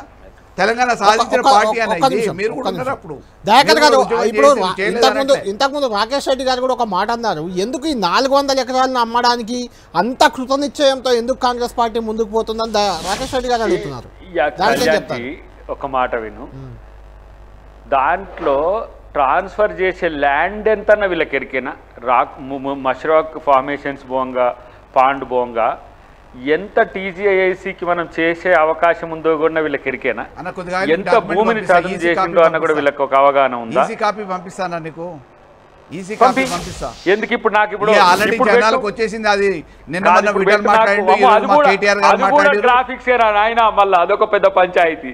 ఎందుకు అది కూడా ఏమన్నా మార్పింగ్ చేసిండ్రా మళ్ళీ? ఈసీలో ఆన్లైన్ లో ఎందుకంటే చూడొచ్చు కదా, మనం కూడా గవర్నమెంట్ చూడొచ్చు ఆన్లైన్ కదా, దానిలో ఉంది. సాంసెంట్ రిజిస్ట్రేషన్ మీ గవర్నమెంట్ మీద, మీ డిపార్ట్మెంట్ మీద, మీ అధికారుల మీద మీకు నమ్మకం అన్నిటికంటే లేదా? నా దగ్గర ఒక వ్యాలిడ్ పాయింట్ ఉంది దయాకర్ గారు, నేనే అడుగుతా, ఒక వ్యాలిడ్ పాయింట్ ఉంది. అడగండి. రిజిస్ట్రేషన్ స్టాంప్స్ అండ్ రిజిస్ట్రేషన్ శాఖ అన్నారు కాబట్టి చెప్తున్నా, అంటే కేటీఆర్ చేసిన ఆరోపణే ఇందులో వ్యాలిడ్ పాయింట్ కూడా ఉంది. అదేంటంటే చెప్పండి. ప్రభుత్వ లెక్కల ప్రకారం ఒక మార్కెట్ వాల్యూ, రిజిస్ట్రేషన్ వాల్యూ అనేది ఒకటి ఉంటుంది. ఆ లెక్క ప్రకారం 400 ఎకరాలకి 26,000 ఏదో గజానికి ఉంది. ఆ లెక్కను చూసుకున్నప్పుడు 5,500 కోట్లే దాని వాల్యూ. 400 ఎకరాల వాల్యూ 5,500 కోట్లు. దాని ప్రభుత్వం రెవెన్యూ శాఖ ద్వారా, అది కూడా స్టాంప్స్ అండ్ రిజిస్ట్రేషన్స్ రెవెన్యూ శాఖలోనే ఉంటాయి. వాళ్ళు అంచనా వేసింది, మొదటిసారి ఒక కంపెనీతో అంచనా వేయించారు 30,000 కోట్లని, తర్వాత రెండోసారి ఇంకో కంపెనీతో అంచనా వేయించారు 20,000 కోట్లకు పడిపోయింది. ఫైనల్గా అది 16,000-17,000 కోట్లకు తెచ్చారు దాన్ని. అంటే 16,000-17,000 కోట్లకే అమ్మడానికి రెడీ అయిపోయారు, ఏదో బాంబేకు తెలిసిన కంపెనీలకు, రియల్ ఎస్టేట్ కంపెనీలకు. అందుకోసమే ఈ కుంభకోణం అనేది ప్రధానంగా, అంటే డబ్బుల పరంగా చూసినప్పుడు ఇది కేటీఆర్ చేస్తున్న ఆరోపణ. ఇందులో నిజంగా వ్యాలిడ్ పాయింట్లు ఉన్నాయి కదా ఈ మూడైతే? ఏమున్నాయి చెప్పు. ఆరోపణలో ఏ కంపెనీ చెప్పమని? కంపెనీ పేరు కూడా చెప్పినట్టున్నాడు కేటీఆర్ గారు. ఇది ఒకటి ఫేక్ క్రియేట్ చేసుకొని వచ్చి వాళ్ళే ఊహించుకొని ఇట్లా వచ్చిండు, మళ్ళీ ఇట్లా వచ్చిండు, ఎల్ఐ వచ్చినప్పుడు ఈయన ఇట్లా వచ్చిండు. ఇప్పుడు అసలు కోర్టులో జరుగుతున్న దాని మీద కాన్సన్ట్రేట్ చేయండి. మీకు సోయి ఉంటే ఇప్పుడు కోర్టు ఏమి, ఒక సాధికారిక కమిటీ ఏం అంశాలను తెర మీదకి తెస్తున్నది, దేని విషయాల్లో ప్రభుత్వం కొంచెం మిన్నకుండా ఉండాలని చెప్తున్నది. ఇలాంటి ఇప్పుడు వాల్టా చట్టమా ఏదో కొత్తగా తెచ్చి ఆ చెట్టు నరికేటప్పుడు మీరు ఈ పర్మిషన్స్ తీసుకున్నారా, ఇట్లాంటి అడుగుతున్నది తప్పితే ఆ భూమి టైటిల్ కి సంబంధించి పర్యావరణ శాఖకు సంబంధించి కాబట్టి వాళ్ళు అంతవరకే కన్ఫైన్ అవుతారానా? అవునే. ఇప్పుడు భూమి అక్రమమా సక్రమమా సంబంధం లేదు, వాళ్ళకి సంబంధం లేదు. వాళ్ళు వచ్చింది పర్యావరణ జంబుల్ గాకు అన్నా, జంబుల్ గాకు నీకు ఫినాన్సీ కావాలి. ఫినాన్స్ అప్పుడు వాళ్ళు లీగల్ టీం కాదు. ఇది అక్రమమా సక్రమమా, లోన్ తెచ్చుకున్న దానికి డాక్యుమెంట్స్ సక్రమమా అక్రమమా అని చెప్పి చూడటానికి వాళ్ళకి సంబంధం లేదు. అట్లయితే 3 జోన్లుగా పెడదాం. ఎట్లాగిన 2:30 వరకు పెడతాడు కానీ 3 జోన్లుగా పెడదాం. ఇప్పుడు మీ జోన్ ఏంది? ఫినాన్స్ అంటుండ్రు కదా. అవును. టైటిల్ గవర్నమెంట్కి లేనప్పుడు ఎక్స్ అయినా వై అయినా 5,000 అయినా 10,000 అయినా 15,000 అయినా 30,000 కోట్లైనా ఎట్లా ఇస్తారు? అదే కదా మీరు ఇంతకు ముందు మాట్లాడింది తప్పు కదా. తెచ్చుకుంది దళాలను పెట్టి తెచ్చుకున్నారు. అందుకే మధ్యవర్తి వహించిండు. ఐసిఐసిఐ అనేది కూడా ఒక క్రెడిబుల్ బ్యాంక్, మీరు ఆరోపిస్తున్న సంస్థ. లేకపోతే వినండి, ఆర్బీఐకి సంబంధించిన పర్మిషన్స్ 1 కోటి దాటిన దగ్గర నుంచే రాష్ట్ర ప్రభుత్వం తెచ్చుకోవాలంటే 100 అలిగేషన్స్ ఉంటాయి. అలాంటప్పుడు మీరు ఆర్బీఐ రూల్స్ను మేము డిస్ట్రక్ట్ చేసినట్టు, లేకపోతే సుప్రీంకోర్టు నామ్స్ను డిస్ట్రక్ట్ చేసినట్టు చేస్తే కోర్టు ఏం కామ్గా కూర్చుంటుందా? కాబట్టి కొంత క్లారిటీ మిస్ అయింది మీ దగ్గర. మీపై చర్యలు తప్పవనే కదా వాళ్ళు చెప్తుంది. వీటన్నిటిని ఓవర్కమ్ కావడానికే కదా మధ్యవర్తులు వీళ్ళ మీద చర్యలు ఉంటాయి. ఫస్ట్ అది చూసుకోమను. వీళ్ళ మీద చర్యలు ఉంటాయి, చూసుకోమను. చూసుకోమను. మేము ఆరోపించిన దాంట్లో నిజాలు లేకపోతే మీరు ఏ చర్యలు తీసుకున్నా కానీ చట్టపరంగా వాటికి కట్టుబడి ఉండటానికి మీరు విచారణ చేపట్టమని చెప్పి డిమాండ్ చేయండి. మాతో పాటు సిబిఐకి చెప్పండి, ఆర్బీఐకి చెప్పండి, లేకపోతే మీరు బహిర్గతం చేయండి. ప్రభుత్వ పరంగా మేము అసలైన ఆరోపణలు చేసామని మీరు డాక్యుమెంటరీ ఎవిడెన్స్ ప్రొడ్యూస్ చేయండి, మేము డిబేట్ పెడతాం. ఇగో కేసీఆర్ రమ్మనండి, మంచిగా కూర్చొని మాట్లాడదాం. మీ వంతో వేస్ట్ గా అది రాకేష్ రెడ్డి గారు చాలా సేపటి నుంచి ఉన్నారు. ఒక్కసారి రాకేష్ రెడ్డి గారితో మాట్లాడదాం. రాకేష్ రెడ్డి గారు సిబిఐకి లేఖ రాశారు కేటీఆర్, సెబీకి లేఖ రాశారు, ఆర్బీఐకి లేఖ రాశారు, సివిసి సెంట్రల్ విజిలెన్స్ కమిషన్కి లేఖ రాశారు. ఈ వ్యవహారంలో పెద్ద కుంభకోణం జరిగింది, దాన్ని బయటకు తేవాలి. ఐసిఐసిఐ బ్యాంకు కూడా నిబంధనలకు విరుద్ధంగా లోన్ ఇచ్చింది, నకిలీ డాక్యుమెంట్లతో లోన్ తెచ్చింది ప్రభుత్వం అనేది చాలా పెద్ద ఆరోపణ. ఇది దీనిపై నిజంగా కేంద్రం దర్యాప్తు చేస్తుందా, చేయడానికి సిద్ధంగా ఉందా? ఎందుకంటే ఇందులో మీ బీజేపీ ఎంపీ పాత్ర ఉందని అంటున్నారు కాబట్టి అనుమానం వస్తుంది. అలా మనకు అదే అంటున్నానండి. ఇప్పుడు ఉదాహరణకు కుదురు దయాకర్ అని చెప్పినట్టు ఇవన్నీ పచ్చలేని ఆరోపణలు. ఒకవేళ నిజంగా కూడా ఈ సిబిఐలు ఓబిఐలు ఇవన్నీ చేసేటప్పుడు చేస్తాయండి. ముందు చాలా ఉన్నాయి చేసేటిల మీద. వీళ్ళు ఏమనుకుంటారు, ఇది ఒకటే అనుకుంటారు. ఎట్లా కాళేశ్వరం ఉన్నది, భగీరథ ఉంది, కాకతీయ ఉంది, టెలిఫోన్ ట్యాపింగ్ ఉంది, ఇది రేస్ కార్స్ ఉంది. ఈ రోజు రేవంత్ రెడ్డి గారితో కుమ్మక్కై కేటీఆర్ గారు ఎన్నొద్దులు ఆగుతాడు. ఒక్కసారి మనం డైరెక్ట్ బహిరంగంగా చెప్తున్నాడు ముఖ్యమంత్రి గారు, మేము ఇయ్యమని మా వాళ్ళని కాపాడుకుంటాం మా బీఆర్ఎస్ వాళ్ళని డైరెక్ట్ చెప్తున్నాడు కదా. నన్ను ఢిల్లీలో చిట్టంటే చెప్పాడు, సిబిఐకి ఇస్తే వాళ్ళ జుట్టు వీళ్ళ చేతిలోకి వస్తుంది, వీళ్ళ జుట్టు నా చేతుల్లో ఉండాలి బ్లాక్ మెయిల్ చేయడానికి. ఇప్పుడు ఇట్లాంటి 400 ఎకరాల కంచె గురించే కదా బ్లాక్ మెయిల్. ఇప్పుడు రేవంత్ రెడ్డి ఎవరికి వినకపోవడానికి కారణం ఏంది? ప్రధాన ప్రతిపక్ష పార్టీల అవినీతి గుట్టంతిన చేతిలో ఉంది. ఒక్క నిమిషం సీఎం గారు చిట్ చాట్ మాట్లాడేటప్పుడు చెప్పాడు, నేను ఏదైతే సిబిఐకి ఇయ్యను, ఎందుకంటే అలా గుట్టంతా నా దగ్గర ఉండాలా. సిబిఐ అయితేనే నిజాయితీ ఇన్వెస్టిగేషన్ తయారు జైలుకి పంపిస్తుంది. ఆ అవకాశం నేను ఢిల్లీలో ఉన్న కేంద్ర పార్టీకి ఇయ్యానని చెప్పాను, భారతీయ జనతా పార్టీకి. ఓకే, భారతీయ జనతా పార్టీ పక్కన పెడదాం, సిబిఐకి పక్కన పెడదాం. ఇప్పుడు మీరు ఏమంటారు? అవినీతిని మీకు ఉన్న అవినీతిని తెలిసి శిక్ష పడతారు. మీరు ఒకటే కదన్నా, కొత్తగా ఉన్నది ఏదన్నా. మీరు ఎంపీ అంటారా? ఎంపీకి అసలు స్ట్రాంగ్ కొట్లాడింది ఢిల్లీ. మేము ఎన్విరాన్మెంట్ మినిస్టర్ ఆఫ్ ఎన్విరాన్మెంట్ పోయిందే మేము, అక్కడ పోయి కాంప్లీట్ ఇచ్చిందే మా ఎంపీలు. అక్కడ పోయి మేము అన్ని రకాలుగా అన్ని ప్రభుత్వ రంగ సంస్థలను కలిసినవే మేము ఎమ్మెల్యేల ఎంపీలము. అప్పుడే ఈ ఢిల్లీలో ఇది సుప్రీంకోర్టు సీరియస్నెస్ కానీ ఎంఓఎఫ్ సర్క్యులర్స్ కానీ ఓకే, ఇవన్నీ ఒక ఎత్తు అయితే ఓకే. మీరేదో నోటికి వచ్చినటువంటి నేను అనేది ఏంటంటే వీళ్ళిద్దరు మొన్న ఈ చెడ్డి దోస్తులు ఇద్దరు పోయి మద్రాసు పోయినప్పుడు జరిగిన కుట్ర. ఇక ముఖ్యంగా ఇవన్నీ పక్కన పెడితే ఇప్పుడు తెలంగాణ ప్రజలను గమనించాల్సింది ఏంటంటే, ఇప్పుడు మీరు చెప్పేది ఎటువంటి భేషజాలకు పోకుండా కాంగ్రెస్ ప్రభుత్వం భవిష్యత్ తరాలకు మనకి వచ్చే 400 ఎకరాల గురించి అంత పట్టుబట్టకండి. జిమ్కాలు కావచ్చు, నెమళ్ళు కావచ్చు, లేకపోతే పర్యావరణం కావచ్చు, పచ్చిక బయళ్ళు కావచ్చు, అంటే సెలయేర్లు కావచ్చు, ఉండండి కొన్ని రోజులు. ఏం పుడుతుంది? ఈ అమ్ముకునే బతారా ఎప్పుడు? ఇంకా ఇక ఈ అంటే ఈ 400 ఎకరాల బండి సెక్రటరీ కూడా అమ్ముతారు నెక్స్ట్ ఇయర్. ఇంకేమున్నాయి అమ్మతందుకు? ఇప్పుడు ఆయన ఇంతకుముందు గత ప్రభుత్వం 1000 ఎకరాలు అమ్మింది, అప్పుడు ఈయననేమో చింగ్ చాంగ్ అంటే ఎగిరింటి తెలంగాణ అంతా. ఇప్పుడు ఏమైతే అంత కుప్పలు మునిగిపోయి ఏమైంది? విద్యార్థులు అడుగుతున్నారు ఉండండి యూనివర్సిటీకి, ఇంకేదైనా స్పెషల్ యూనివర్సిటీ వస్తవచ్చు. ఇప్పుడు ఆంధ్రప్రదేశ్ మైనింగ్ వచ్చింది, మనకేదైనా వస్తవచ్చు. ఏమైతుంది? ఇంత ఎందుకు ఇది 400 ఎకరాలు కంపల్సరీ అమ్ముతాము. ఈ రెవెన్యూ రికార్డ్స్ కావచ్చు, ఇంకా డిఫెన్స్ రికార్డ్ కావచ్చు, ఫారెస్ట్ రికార్డ్స్ కావచ్చు. సబ్జెక్ట్ అది కాదు, భవిష్యత్ తరాలకు మనకి వచ్చే భూమి. అది ఒక జనారంజమైన కాంక్రీట్ జంగిల్ అయింది. కాబట్టి దయచేసి కాంగ్రెస్ ప్రభుత్వం కావచ్చు, రేవంత్ రెడ్డి గారు కావచ్చు, బేషజాలకు మరి ఏం కమిషన్ లో ఏంటో తలనొప్పి మాకు తెలియదు. కానీ మొత్తానికి అది భవిష్యత్ తరాలకు, సెంట్రల్ యూనివర్సిటీ యువతకు, మరీ ముఖ్యంగా ప్రాంతంలో అంటే ఏవైతే కాంక్రీట్ జంగిల్ అయింది, ఇప్పుడు మేము చూసిన 20 ఏళ్ళకి ఇప్పటికీ అసలు అక్కడ అడుగు పెట్టడానికి కూడా వీల్లేదు, అంత పొల్యూషన్ అయింది. కాబట్టి ఇంత కొంత ఉపయోగపడుతుంది భవిష్యత్ తరాలకు. విద్యార్థులు ఉద్యమాలు చేస్తున్నారు అంటే విద్యార్థుల ఉద్యమాలు ఏమైనా టైటిల్ ఇవ్వమంటారా?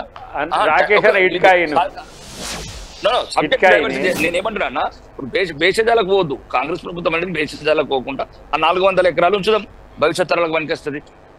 ఇప్పుడు ఏమైతుంది అన్న, నెమళ్ళు ఉండని నెమళ్ళు చూడబోతుంది ఇట్లా కాంగ్రెస్ వాళ్ళకు. మరి అనుకుని తిరు నెమళ్ళు జింకలు ఇప్పుడు రోజు కూడా చంపుతున్నారు జింకలు.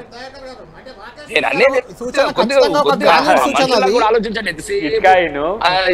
ఒక్క నిమిషం రాకేష్ రెడ్డి గారు, మీరు అన్న పాయింట్ అర్థమైంది. దయాకర్ గారు నేను అడుగుతున్నాను, రాకేష్ రెడ్డి గారిది వ్యాలిడ్ సూచన. కాంక్రీట్ జంగల్ గా ఫైనాన్షియల్ డిస్ట్రిక్ట్ మొత్తం మారిపోయింది. అక్కడ 400 ఎకరాలు మనకు కనిపిస్తుంది మా స్క్రీన్ పై కూడా. అక్కడ మంచి చెట్లు ఉన్నాయి, సెలయేర్ ఉంది, నిజంగానే జింకలు కూడా ఉన్నాయి. అక్కడ డౌట్ ఏం లేదల్లా. జింకలు టోటల్గా లేవని చెప్పడానికి అయితే లేదు, ఉన్నాయి జింకలు కూడా అక్కడ. కాబట్టి 400 ఎకరాలని యూనివర్సిటీ భూమి టైటిల్ లెవెల్కి ఉంది, ఏముంది పక్కన పెడదాం. దాన్ని అలా వదిలేస్తే మంచిదే కదా, ఇంకెక్కడైనా అమ్మవచ్చు కదా ల్యాండ్. ఇప్పుడు వీళ్ళిద్దరూ ప్రచారం చేస్తుండ్రు కానీ కోర్టును ఎప్పుడన్నా గమనించిండ్రా వీళ్ళు? ప్రభుత్వ తీరు వాళ్ళు చెప్పే అబద్ధాలే ప్రచారంగా చేసుకొని మళ్ళీ వాళ్ళే దాన్ని ఆపమని అంటారా? కోర్టు ఏమిచ్చిందో చెప్పమనండి. ఇప్పుడు బీజేపీ బీఆర్ఎస్ను ఏమనిచ్చింది కోర్టు? అది ప్రభుత్వానికి సంబంధించిన భూమి అని ఇచ్చిన తర్వాత టీజేఏసీకి ట్రాన్స్ఫర్ చేసిన తర్వాత ఎంత మేరకు చేయాలనేది ఇంకా ప్రభుత్వ నిర్ణయమే. కాకపోతే అది ఫారెస్ట్ ల్యాండ్ అండ్రి, యూనివర్సిటీ ల్యాండ్ అండ్రి, ప్రభుత్వం తెగ నమ్ముకుంటుంది లక్షల కోట్ల కండ్రి. చివరికి ఇప్పటికొచ్చి ఇది ఇప్పుడు రాకేష్ రెడ్డి గారు మాట్లాడింది ఒక 15 రోజుల క్రితం 10 రోజుల క్రితం హరగోపాల్ గారు ప్రభుత్వానికి ఒక లెటర్ ఇచ్చిండ్రు పూర్వ అధ్యాపకుడిగా. తర్వాత విశ్వేశ్వరరెడ్డి గారు ధర్మేంద్ర ప్రధాన్ గారికి, తర్వాత ఇతర ఫారెస్ట్ మినిస్టర్ దగ్గరికి పోయినప్పుడు మనం ప్రభుత్వాన్ని రిక్వెస్ట్ చేద్దాము, అక్కడ కాకుండా ప్రత్యామ్నాయంగా ఇంకో దగ్గర మనం ఆల్టర్నేట్ ల్యాండ్ ఒకటి ప్లాన్ చేసుకొని అక్కడికి షిఫ్ట్ చేసుకోమని చెప్దామని చెప్పినట్టుగా విశ్వేశ్వరరెడ్డి గారు నేరుగా మాతో కూర్చున్నప్పుడు లైవ్లో చెప్పిండు. మీరు కదా దాన్ని రక్కస్ క్రియేట్ చేస్తున్నది. ప్రభుత్వం చేస్తున్నది ఏంది, మీరిద్దరు చేస్తున్నది ఏంది? ఇలా బీజేపీ బండి సంజయ్ లేకపోతే మన ఆయన పేరేంది కిషన్ రెడ్డి గారి సోషల్ మీడియా హ్యాండిల్స్లో ఎందుకు డిలీట్ చేసిండ్రు మీరు? ఈ రాంగ్ ప్రాపగండాతో కూడిన గ్రాఫిక్స్ను అది బీఆర్ఎస్ వాళ్ళు చేస్తే మీరెందుకు దాన్ని ట్రోల్ చేసిండ్రు? బీఆర్ఎస్ నుంచి బీజేపీకి, బీజేపీ నుంచి ఇంటర్నేషనల్ సోషల్ మీడియాకు. ఇదేనా మీరు వాస్తవాలను పక్కన పెట్టేసి ఈ రకంగా అబద్ధాలు క్రియేట్ చేయడం? ఫారెస్ట్ ల్యాండ్ అని అంటే సెంట్రల్ గవర్నమెంట్ కంట్రోల్లో ఉన్నప్పుడు స్టేట్ గవర్నమెంట్ అంటే అప్పిస్తుందండి. తలాతోకలేని నిర్ణయాలు కదా ఇవన్నీ కూడా, ఒకటికొకరు పొందడం లేదు కదా, వ్యక్తులు కాదు కదా. కేంద్ర ప్రభుత్వం, రాష్ట్ర ప్రభుత్వం ఉన్నది. కేంద్ర ప్రభుత్వ పరిధిలోని భూమిని రాష్ట్ర ప్రభుత్వం తాకట్టు పెడుతుందా? ఫారెస్ట్ ల్యాండ్ అయినా కేంద్ర ప్రభుత్వ అధీనంలోనే ఉంటుంది, సెంట్రల్ యూనివర్సిటీ భూమి అయినా కూడా కేంద్ర ప్రభుత్వ అధీనంలోనే ఉంటుంది. అలాంటప్పుడు రాష్ట్ర ప్రభుత్వానికి హక్కెట్లు ఇస్తుంది సుప్రీంకోర్టు. కాబట్టి ఇవన్నీ కూడా పొంతన లేని విమర్శలు బీజేపీ బీఆర్ఎస్వి. డెఫినెట్గా ఈ కస్టోడియన్గా ఉండేది కోర్టులు. తర్వాత మనకు గ్రీన్ ట్రిబ్యునల్ ఉన్నది, ఫారెస్ట్కి సంబంధించిన యాక్ట్స్ ఉన్నాయి, వాటికి సంబంధించి వాటికి లోపడే కార్యాచరణ తీసుకుంటుంది. ఇప్పుడు ఇంకా విద్యార్థులను, ప్రజా సంఘాలను రెచ్చగొట్టకపోవడం సంతోషం. ఇంకా ఇప్పుడు మనోడు డైవర్ట్ అయిపోయి డబ్బులు ఎక్కువ తీసుకుర్రు అని చెప్పి మళ్ళీ అటు ఎవరో ఎంపీ సహకరించడం, మళ్ళీ అటు డైవర్ట్ ఇచ్చిండ్రు.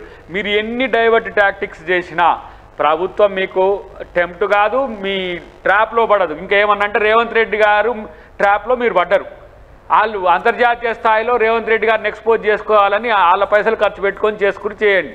కాబట్టి చట్టాలను, న్యాయాలను గౌరవించే సంస్కృతి ఉంటే రాష్ట్ర ప్రభుత్వం, కాంగ్రెస్ ప్రభుత్వం, మా ఏఐసిసి కూడా దీని మీద ఎట్లాంటి అనేది నిజ నిర్ధారణకు సంబంధించిన అంశాల్లో అందరూ కూడా ఉన్నారు. దీంట్లో ఊరికైనా నిర్ణయాలు తీసుకుంటారు రేవంత్ రెడ్డి గారు అనుకునే ఆలోచనతో నుండి ఆయన మీద వ్యతిరేకత్వం చేస్తున్న ప్రాపగండా తప్పితే వాస్తవాలు ఎక్కడ ఉన్నా దాన్ని నోట్ చేసుకుంటాం. వాస్తవాలకు సంబంధించిన అంశంలో ఇప్పుడు మనోడు రాకేష్ రెడ్డి గారు ఒక సూచన ఇచ్చిండు, అది అమ్మకండి అని అన్నాడు. అమ్మకండి అనేది అది డెమోక్రటిక్ అప్పీల్, ఒక తెలంగాణ ప్రజలుగా, ఒక పార్టీగా కాదు.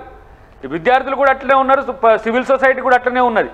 కానీ అక్రమం చేసింది, అన్యాయం చేసిందని దరిద్రపు ఆలోచనలు రాజకీయాలకు, ఇలాంటి జెన్యూన్ ఇష్యూస్లల్లో దొంగ రాజకీయాలు ఎందుకు అంటున్నాను నేను. మళ్ళీ ఇంకొక ఆయన ఎవరో చేసిండ్రు కాబట్టి మళ్ళీ ఇంకోటి ఇది నానాలే. ఎందుకు ఇది నానితే తెలంగాణ ప్రభుత్వానికి ఆవాస్ పాలవుతారు. ఎప్పటికీ అలాంటి పనులు చేయడు రేవంత్ రెడ్డి గారు, పార్టీ కూడా దానికి ఒప్పుకోదు. ప్రభుత్వం అలాంటి నిర్ణయాలే తీసుకోవట్లేదని చెప్పడానికే ఈ ప్రయత్నం చేస్తున్నా. అన్నిటికంటే ముఖ్యంగా ఇంకా అబద్ధాల పునాదుల మీద దాన్ని కొనసాగించే కుట్ర ఆపండి. అది కోర్టు పరిధిలో ఉన్నది, కోర్టు డైరెక్షన్స్ ఇస్తుంది. కోర్టు ఎట్లా డైరెక్షన్ ఇస్తే దాన్ని బట్టి ప్రభుత్వం నడుచుకుంటుంది. దానికి సంబంధించి ఒక స్టాట్యూటరీ బాడీని వేసిండ్రు, దానికి సంబంధించిన లేదు. మీరు కూడా ఫ్యాక్ట్ ఫైండింగ్ కమిటీ ఒకటి వేసి మీరు అబ్జర్వేషన్స్ ఇవ్వండి, మీకు నిజంగా చేతనైతే. ఆ పని చేస్తలేరు ఎవరు కూడా. ఇప్పుడు బయట కేవలం టీఆర్ఎస్ఓ, బీజేపీ, కాంగ్రెసో కాదు కదా, ఒక క్రెడిబుల్ ఉన్న వాళ్ళు ఉన్నారు కదా, వాళ్ళందరూ కూడా అబ్జర్వ్ చేస్తున్నారు కదా. వాళ్ళు ఏం చెప్తున్నారో మాకు తెలుసు కదా, వాళ్ళని పిలిపించుకొని మాట్లాడుతుంది కదా సబ్ కమిటీ. వాటి విషయంలో మీరెందుకు తుత్తరపాటుకు పోతున్నారు, ఎందుకు ఫాల్స్ ప్రిస్టేజ్కి పోతున్నారు? ఇది మంచి పద్ధతి కాదు. ప్రభుత్వానికి వీలైతే సహకరించండి, సూచించండి, విమర్శించండి, కానీ అబద్ధాలు ప్రచారం చేస్తే దానికి లయబుల్ అవుతారు. అది సమస్య అనేది గుర్తుపెట్టుకోండి. యాదవ్ గారు మీరే క్లారిటీ ఇవ్వాలి. అంటే దయాకర్ గారు చెప్తున్నారు కోర్టు పరిధిలో ఉంది, కోర్టు ఏం చెప్తే దానికి కట్టుబడి ఉన్నామని చెప్తున్నారు. రాకేష్ రెడ్డి గారేమో అమ్మకూడదని, మీరు కూడా అమ్మద్దని డిమాండ్. ఎందుకు అంటే మరి మీరు ఎందుకు దాన్ని టైటిల్ లేకుండా భూములను కాపాడడంలో మీరు ఫెయిల్ అయ్యారు? సుప్రీంకోర్టు తీర్పు అంటే రాష్ట్ర ప్రభుత్వానికి అనుకూలంగా మార్చిలో వచ్చింది తీర్పు, అది మీరు 10 ఏళ్లలో ఎందుకు తెలియకపోయారంటే ఏం చెప్తారు? అది అంటే కోర్టు తీర్పు ఎప్పుడు చెప్పాలనేది నిర్ణయించే అధికారం ఏ ప్రభుత్వానికి లేదు. పోరాడేదాన్ని బట్టి ఉంటుంది. అయితే 10 సంవత్సరాలు మీరు నిరంతరంగా ఎప్పటికప్పుడు మేము చేసే ఎఫర్ట్స్ అపియరెన్స్ మేము చేసినాం కాబట్టే అది ఆ స్టేజ్కు ఆ టైంకి వచ్చింది. అదృష్టవశాత్తు ఆ టైంకి మీరు అధికారంలో ఉన్నారు. మేము 99 దెబ్బలు కొట్టిన తర్వాత పడబోయే చెట్టుకు 100వ దెబ్బ మీరు కొట్టే అవకాశం వచ్చింది. మీరు కొట్టిన దెబ్బకు పడ్డదని మీరు చెప్పుకుంటున్నారు. కానీ 99 దెబ్బలు మేము కొట్టిన తర్వాతనే చెట్టు పడ్డది. అయితే ఈరోజు వాటిని రక్షించుకోవాల్సిన అవసరం ఉంది అనేది విద్యార్థులు ఒకవైపు చెప్తుంటే, రెండో వైపు మీరు అప్పుల అవసరాల కోసం మధ్యవర్తులు పెట్టి నకిలీ ధ్రువపత్రాలు సృష్టించి మీకు అధికారం లేని దాన్ని నకిలీ పత్రాలతోని బ్యాంకును కూడా మోసం చేసి పైసలు తీసుకొచ్చి మీరు మామూలుగా తెలంగాణకి నష్టం చేయటం, ఆస్తులను కొల్లగొట్టడమే కాకుండా ప్రజల్ని కూడా మోసం చేస్తున్నారు. ఈ వాస్తవాల్ని బయటికి తీసుకురమ్మని చెప్పేసి మేము ఏజెన్సీలని, ప్రభుత్వ సంస్థలే కోరుతున్నాం. మీకు కూడా నిజాయితీ ఉంటే మేము చేసింది తప్పు కాదు, మీరు ఆరోపించింది తప్పుడు ఆరోపణలు అని చెప్పేసి మీరు డాక్యుమెంటరీ ఎవిడెన్స్తో బయట పెట్టండి. మేము సిబిఐ నుంచే విచారణ అడుగుతున్నాం. బ్యాంకును మోసం చేసింది, ఐసిఐసిఐ దీనికి పాల్పడ్డది, ఒక లోన్ తీసుకోవాల్సిన డాక్యుమెంట్స్ ఏవైతే ఉన్నాయో అవి లేకుండానే బ్యాంక్ ఇచ్చిందని మేము ఆర్బీఐకే ఇవాళ కంప్లైంట్ చేసినాం. ఆర్బీఐకి మీరు కూడా ఉన్న Right. పత్రాల్ని రైట్ రాకేష్ రెడ్డి గారు, సమర్పించండి. ఫైనల్ గా మీరు చెప్పండి 400 ఎకరాలను అమ్మొద్దు అని మీరు ఎట్లా విజ్ఞప్తి చేస్తున్నారు? ఇప్పుడు బీఆర్ఎస్ ఏమో ఈ ఆరోపణలు చేస్తుంది, దాంట్లో అవినీతి జరిగింది, అక్రమాలు జరిగాయని. ఎలాగో మీ చేతుల్లోనే ఉన్నాయి ఆ సంస్థలన్నీ, కేంద్ర సంస్థలు.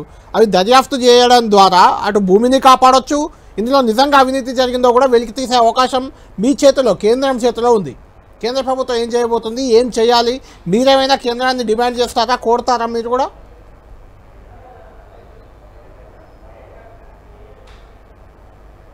రాకేష్ రెడ్డి గారు,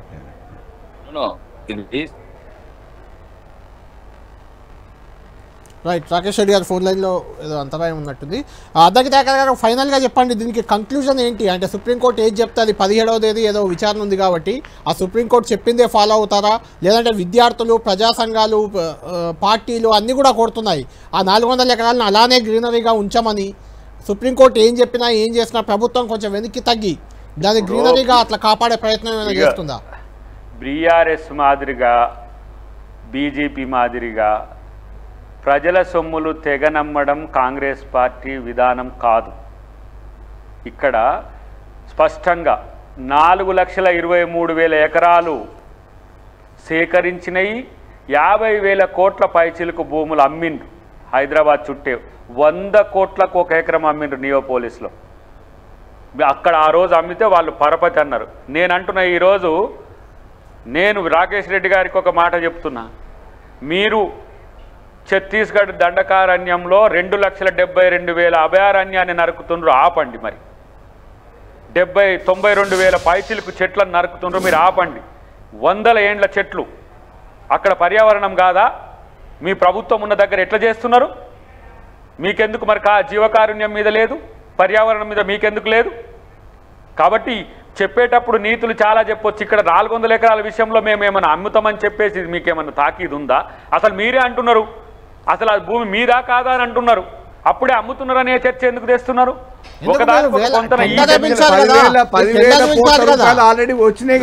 టెండర్ కూడా పిలిచారు కదా, టెండర్ కాల్ఫర్ చేశారు కదా. ఏమి టీజీఐఎస్ కు సంబంధించిన అంశంలో మేమేం చేయాలనే దగ్గర మా ప్రభుత్వ ప్రణాళిక. రేపు కోర్టు దాన్ని పూర్తిగా వైడ్ చేసి మీరు దాని మీద పట్టించుకోకండి అంటే ఏమైతుంది? అప్పుడు మేము ఆర్డర్ కావాల్సిందే కదా. అవును, మరి కోర్టుని దాటి ఎందుకు పోతామని అనుకుంటున్నారు మీరు? మీరు కాదు కదా వేసింది, అక్కడ పర్యావరణ ప్రేమికులు వేసిండ్రు, మన హెచ్సియుకు సంబంధించిన వాళ్ళు వేసిండ్రు. నేనంటున్నా అసలు కొట్లాడింది నేను, కొట్లాడినప్పుడు లేరు, వచ్చినాక నాది అంటున్నారు అందరూ. అనండి, ఎందుకంటే ప్రభుత్వం అంటే 6 నెలల కాలంలోనే కేసు కొట్లాడి సాధించినారన్న. 6 నెలలే, అది 6 నెలల్లోనే, అది మార్చిలో వచ్చింది. 6 నెలల్లో వినండి, 3 నెలలే, 6 నెలలు కూడా కాదు. దీని మీద స్పెషల్ ఒక ట్రీట్మెంట్, ఒక టీంని వేసి దాన్ని ఎగ్జిక్యూట్ చేసింది 6 మంత్స్లోని, అది అయింది. మనోడు 9 సంవత్సరాలు అంటున్నాడు కదా, ఆ 9 సంవత్సరాల్లో వాళ్ళు 23 ఎకరాలు ఇంకో కంపెనీకి ఇచ్చిండ్రు. 20 ఏళ్ల నుంచి నడుస్తుంది, రాజశేఖర రెడ్డి పీరియడ్ నుంచి కూడా ఫైట్ అవుతుంది. అయితేనే ఫైట్ కాదు, మధ్యన ఇప్పుడు అక్కడ కట్టిన బిల్డింగ్లు ఏదైతే ఇప్పుడు మీరు అంటున్న 400 ఎకరాలకు అడ్జసెంట్గా ఉన్న భూములలో 23-30 ఎకరాలకు సంబంధించి హైరైజ్ అయినాయి. మరి మీరే పర్మిషన్స్ ఇచ్చింది, మరి దాని గురించి కొట్లాడినట్టు అని మిమ్మల్ని ఎట్లా అనుకోవాలి? కాబట్టి తెలంగాణ ప్రభుత్వం తప్పు చేయడానికి అవకాశం లేదు. ప్రజలు దీంతో తప్పుడు సమాచారాలను సోషల్ మీడియాలోనో ఆర్టిఫిషియల్ ఇంటెలిజెన్స్తోనో చేస్తున్న ప్రాపగండాను తెలుసుకున్నారు. నేనేమంటున్నా, సెల్ఫ్ ఇంటెలిజెన్స్ను వాడండి, ప్రజల కోసం వాడండి. ప్రభుత్వాన్ని విమర్శించడం కొరకు, అబద్ధాలను ప్రచారం చేయడం కొరకు వాడకండి అని చెప్పి ప్రతిపక్షాలకు, విపక్షాలకు, ప్రజాపక్షాలకు కూడా, అంటే పౌర సమాజానికి కూడా నేను నా విజ్ఞప్తి. 100 ఎకరాలు నరికింది అవాస్తవం, ఆడ వన్యప్రాణులు లేనిది అవాస్తవమా? ఏది అవాస్తవం? రాకేష్ రెడ్డి గారు, మొత్తానికి హెచ్సియు భూ వ్యవహారం మాత్రం, భూ వివాదం రోజుకో మలుపు తిరుగుతుంది. సుప్రీంకోర్టు ఎంపవర్డ్ కమిటీ కూడా నిన్నొచ్చి విచారణ చేసి వెళ్ళింది. అది ఫారెస్ట్ ల్యాండ్ కాకపోయినా అక్కడ ఫారెస్ట్ లక్షణాలు ఉన్నాయి ఆ ల్యాండ్ కాబట్టి దాన్ని అటవీ భూమిగానే కేటీఆర్ చెప్తున్నారు. ఇందులో 10,000 కోట్ల కుంభకోణం ఉందంటున్నారు. ఒక బీజేపీ ఎంపీ నకిలీ పత్రాలతో 10,000 కోట్ల రుణం రాష్ట్ర ప్రభుత్వానికి వచ్చేందుకు, అది ఐసిఐసిఐ బ్యాంక్ లాంటి దాని నుంచి వచ్చేందుకు సహకరించారనేది కేటీఆర్ ఆరోపణ. దీనికి సంబంధించి సెంట్రల్ విజిలెన్స్ కమిషన్కి, సిబిఐకి, ఆర్బీఐకి అన్నిటికీ లేఖలు కూడా రాశారు. చూద్దాం ఏం జరగబోతుంది. హెచ్సియు భూ వివాదం ఏ మలుపులు తిరగబోతుంది, ఇది ఎవరి మెడకు చుట్టుకోబోతుంది, వేచి చూద్దాం. ఇది లంచ్ అవర్ డిబేట్.